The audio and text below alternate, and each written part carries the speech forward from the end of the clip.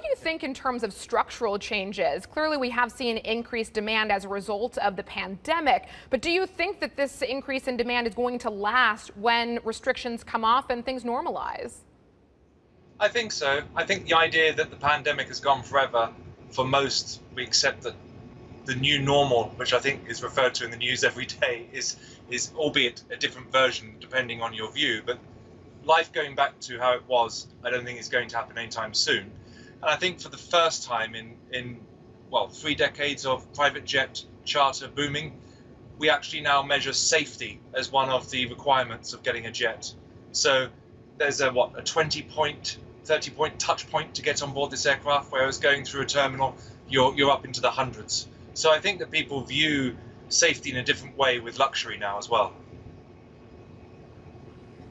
Do you foresee your own business model permanently changing going forwards? Clearly, there's been a shift towards more private jet usage, perhaps transport of cargo over transport of passengers. I'm guessing from an economics perspective, that's also a higher margin business for you. It is. In fact, we have the world's largest private jet, which had 100 lie-flat seats and a bar in the back. Now, we've taken all that out, we're putting cargo nets in. So we are shifting the very trade of the business for the first time. So we are going into cargo. We see that the pandemic has caused a lot of backlog with regards to cargo orders. I mean, if you just think about it, each airliner going across the Atlantic had between 1 to 10 tons of excess cargo that it was taking every 2 minutes on arrival at Heathrow, and so on and so forth. That's gone for a year. So the cargo demand is very high. So we do see cargo growing slowly for us, just to learn how to do it and then grow that eventually in line with some other plans we've got next year. But we do see the company diversifying, yes. What do you make of the high carbon emissions that traveling via private jet does to the environment? And clearly there's been a move in that direction. In fact, there's a phenomenon now called flight shaming, where people actually shamed because they've taken private jets, especially as far as celebrities are concerned.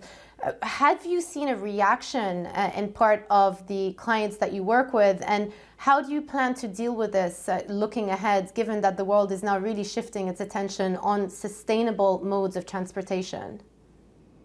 There's 2 ways to deal with it, really. One that's happening already, the brokers who we serve loyally, and they look after many high net worth individuals, heads of state, they're actually issuing carbon offset certifications. So for the flight, there is some form of certificate that the celebrity you mentioned can get to know that they've offset the carbon they're using.